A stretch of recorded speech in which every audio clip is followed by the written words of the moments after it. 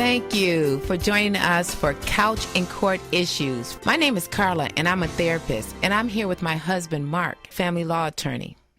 We're both excited about being here and glad you've joined us for Couch and Court Issues, where we talk about real-life problems that impact the family. Hello. During our series, we have talked about bullying, child abuse, elder abuse, and briefly domestic violence. Today, we're going to finish our discussion on domestic violence. It has been said that domestic violence is America's hidden war, and the battleground is in the home. Wow, what a powerful statement, the battleground in the home, thinking of our home as a battleground. Today, we're talking about domestic violence. Listeners will gain an increased awareness of domestic violence, that together as a community, we can offer support for those impacted by domestic violence. Before we start and talk about domestic violence, let's put a face on it or give some type of example of domestic violence. Here's a common example. You have a married couple who have an argument in the morning before going to work. He texts and calls her several times on her cell phone. Then he repeatedly calls her on the phone, the job, and carries on the argument after work in the presence of the children. He even stalks her around the house and may even push her around until she gives in. Obviously, he says, hey, I didn't touch her. Carl, let me ask you this. We just talked about an example of domestic violence. You want to share some thoughts about that? Right. The story you just shared. How often does a married couple have an argument? That's common. That can happen before going to work, before getting the kids off to school. But the intensity of this, and I understand there's passion, but the intensity of what happened is extreme. And the fact that the person just kept it going is extreme. And I think that's why sometimes people don't understand domestic violence, because it's something that we may can relate to, but it's the magnitude of it that is extreme.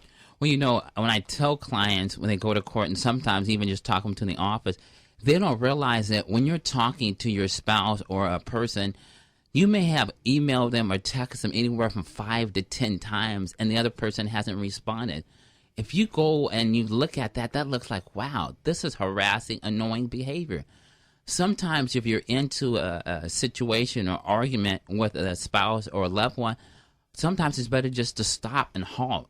Because if you go to court and the court looks at that, they may think that, hey, this person doesn't understand the boundaries, and we may need to put a restraining order on them. That's a good point, because you talk about understanding boundaries, and we may all go too far.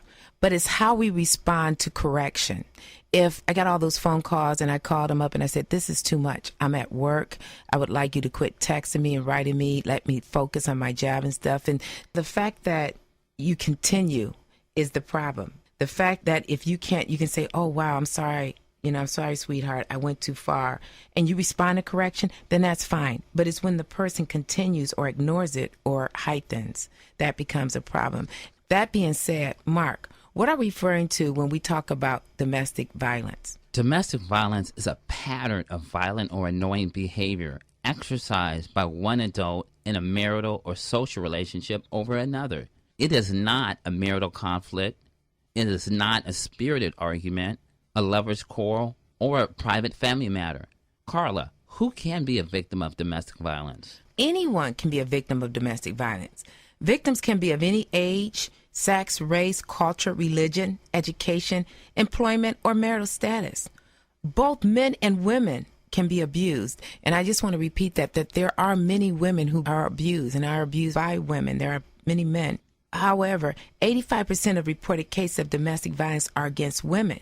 There's a lot of reasons for that, and there's a lot of reasons why sometimes men will not report domestic violence. So we realize the numbers may be larger than what's indicated for both. And although we're very supportive of men who are victims and also of who are abusers, when we talk about this, just to make our conversation smooth, we sometimes will talk about, most of the time, as the victim being the woman and the abuser being the male. With that being said, there's another group that are also abused in this case, and those are children in the home where there's domestic violence. They are more likely to be abused or neglected.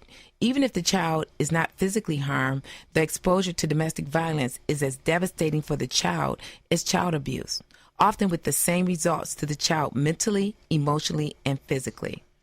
Senator Dianne Feinstein said, domestic violence causes far more pain than the physical marks of bruises and scars.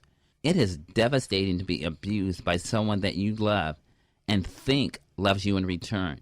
Carla, I've already said domestic violence is not a marital conflict. It's not a spirited argument, and it's not a lover's quarrel. So what does domestic violence look like? You know, Mark, I'm glad you're saying that, because one thing we do is we minimize domestic violence, or we minimize what happens by calling it those words and somehow justifying it. It's a pattern or a cycle. And what we talked about in the story we gave earlier was a repeated pattern in a day. But as far as domestic violence over time, it's a cycle of violence. And the cycle repeats and can happen many times during a relationship. Each phase may last a different length of time. And over time, the level of violence may increase unless the cycle is broken. We're going to talk about the 4 stages of domestic violence. They're common stages that's used in a lot of literature. However, when we talk about them, Mark is going to share about it, and then I'm going to give my own definition of it just to help explain it. Stage 1 of the cycle of violence is the tension building phase. The tension phase results in a heightened sense of fear and anxiety on the part of the abused partner. Tension building is a good word. I want to call it the built-up phase. The victim and those around them, which most of the time are the children, can feel it in the air. I grew up in the Midwest when there was tornadoes. I moved to California where there's earthquakes. But there's some distinct differences. With a tornado, you get a warning. Everyone knows it's coming. And some people can say, I can feel it in my bones, or I can feel it in the air. But you're unable to prevent it, and you're unsure of when it will come. It's the same thing about the build-up phase. The person feels their best hope is just to prepare for it the best they can. The same thing is with the tornado. They say go down to the basement. There's a lot of basements in the Midwest, and they have you do all these drills and just prepare for it the best way you can. With domestic violence, people refer to it as walking on eggshells, keeping the kids quiet and out of the way, trying to predict the person's next move in hopes of reducing his frustration, which leads to violence. The problem with this is it's impossible to do. The abuser will use any opportunity he can to find out the reason, to find any reason. If not, he will create one. He'll build up a reason. Stage 2 of the cycle of violence is the incident phase. The incident phase results in the establishment of intimidation in order to facilitate the abuse taking place. You know, I like to call this the setup phase. Sometimes, and when we talk about the abuser, it's accusing or stating an offense that may not even have taken place. You can even create one. The victim may try to plead, justify, remain silent, or even try to fix it. Do anything in an attempt to reduce the magnitude of his action. Again, unfortunately, it's not possible. The abuser has already decided to attack, once again, needing to justify his behavior to himself, if not to anyone else. Stage 3 of the cycle of violence is in reconciliation. Both parties participate. In certain cases, the abuser may deny the abuse had taken place. In this phase, stage 3, I like to call it the denial and justification phase. It's an attempt to try to make sense of the behavior, try to bring things back to normal. You can call it the cover-up. Sometimes when the mom or the dad talk to the kid and the kid's trying to ask questions, they'll try to cover up like it didn't even happen. After a while, after the cycle's continually repeated, the kids know not to say anything anymore. They actually learn that behavior. The abuser will make a weak attempt to apologize, most times minimizing the event. We can also call this the honeymoon phase, where you get gifts, spend time together, complete tasks around the home. Unfortunately, this phase is the one that is shortened, and after the cycle happens over a period of time, stage 3, it may not even be a part of the whole cycle anymore. It's gone, and then it goes straight to stage 4. The stage 4 cycle of violence phase is called the calm phase. It's where the sense of calm and peace in the relationship, which involves the period following the apology or expressed sense of remorse on the part of the abuser. Typically, a sentiment of forgiveness or disregard is expected. The best way I can think of this is the baseline, like a heartbeat. A heartbeat, we have a baseline, and then we go up and down, but trying to maintain that baseline. That's the calm phase. Whatever the family's baseline, they're trying to get back to that baseline. That baseline is not normal, but it's normal for the family, and it's totally not healthy, but it's the baseline that the family tries to get back before the cycle returns, and it will repeat unless the cycle is broken. That's great understanding and a great discussion on the cycle of violence. And we just talked about the fact that it was repeated acts in a domestic violence. Can you talk about why does the victim, or why does she keep coming back? Why does she stay? That is like the number one question people ask is, why do the person stay? Well, there's many reasons. Many people are being abused. They do not see themselves as victims, or the abusers may not even see themselves as being abusive. People often think of themselves of domestic violence as only physical. That's the main reason. People think it's a physical act. However, domestic violence is also psychological, emotional, sexual, religious, and financial. Domestic violence is about one person in a relationship using a pattern of behavior to control the other person. Despite the alarming rate of domestic violence, almost half of domestic violence abuse are not reported. Another reason why people stay is because they're terrified that he'll become more violent if she leaves, that he'll try to take the children, or that she can't make it on her own. And there are times that the abuser often threatens other family members or threatens to harm other family members. She may also believe that divorce is against her religious beliefs, that violence is her fault, and that she can change his behavior if she works hard enough, and that she can stop the violence, or that the violence is temporary. Remember, batterers often isolate victims. She may feel cut off from any social support or resources. Mark, with that being said, who are the abusers? You know, Carla, as with their victims, individuals who commit domestic violence fall into no specific category.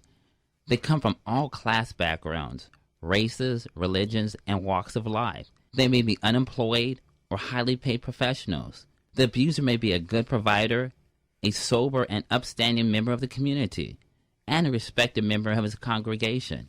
The Bible gives clear accounts for it, and many times we use the Bible to justify what we're doing, even if it's wrong. And you know, I think it has a lot to do with the word submit.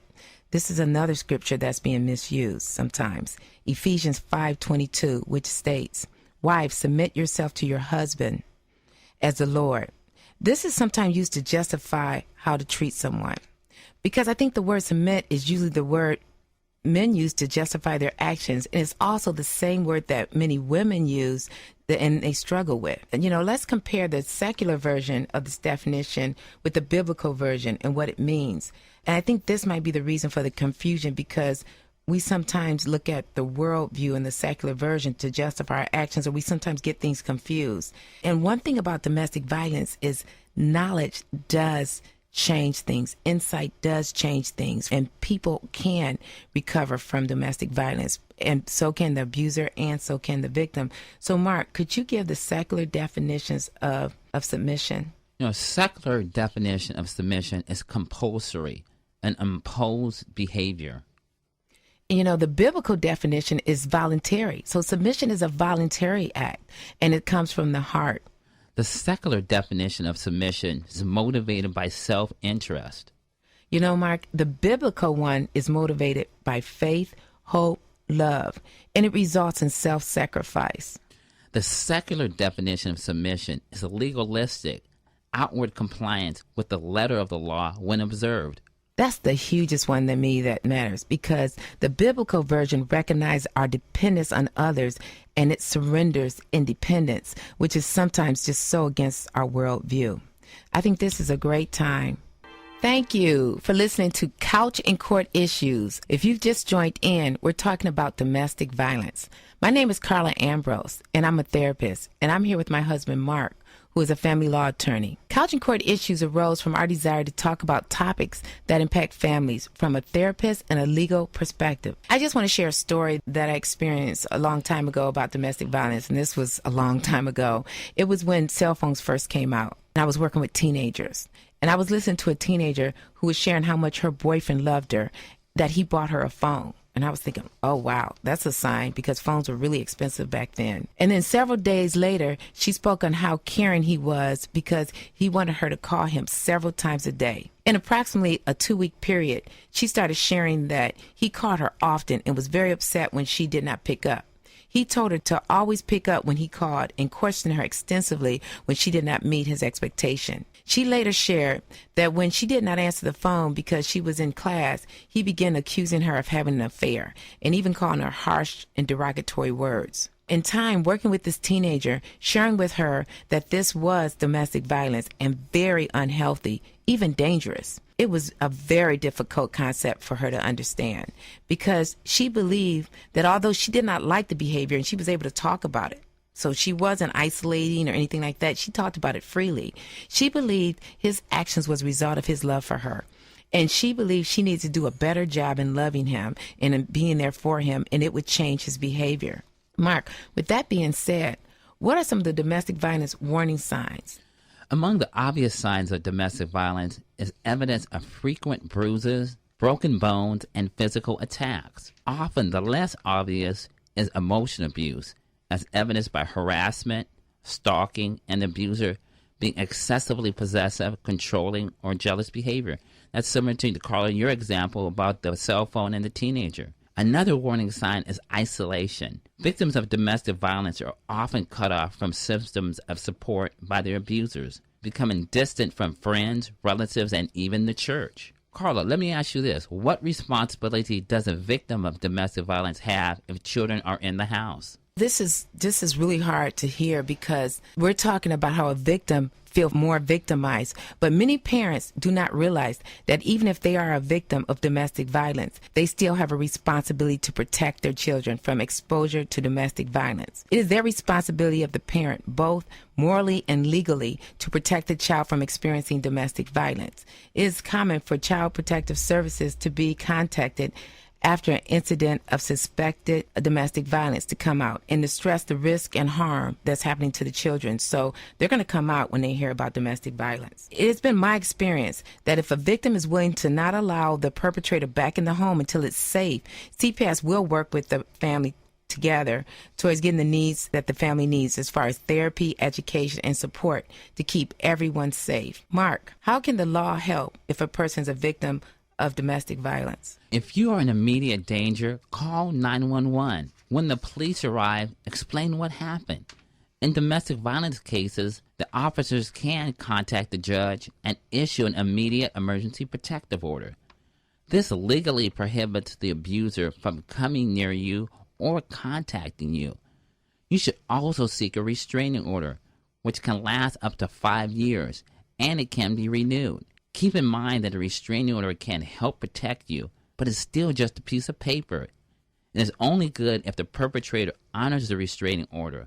Oftentimes the perpetrator apologizes, says it won't happen again, he is believed, and the victim allows him back in the home only to be abused after the honeymoon ends. Remember, not leaving an abusive partner could be extremely dangerous. Domestic violence often escalates, resulting in serious physical injury or death. That is so true. Wow, we're running out of time, but what I want to talk about is getting help. Remember, you do not need a lawyer to ask for a restraining order. Most counties have self-help centers that will assist you in seeking a restraining order. Also, domestic violence prevention agencies such as WEAVE provide assistance in completing the paperwork, and they also have support people who will go to court with you. The services are usually free or low cost. In conclusion, thanks again for joining us for Couch and Court Issues with family law attorney Mark Ambrose and myself, Carla, his wife and therapist. Hope you join us again next week for our next topic. We hope you enjoyed this week's edition of Couch and Court Issues, A Christian Perspective. The information provided by Carla and Mark is not intended to establish a therapist-client or attorney-client relationship. If you have any questions regarding you or your family's legal interests, please call attorney Mark Ambrose at 916-492-9170. This program is sponsored by the law offices of Mark Ambrose.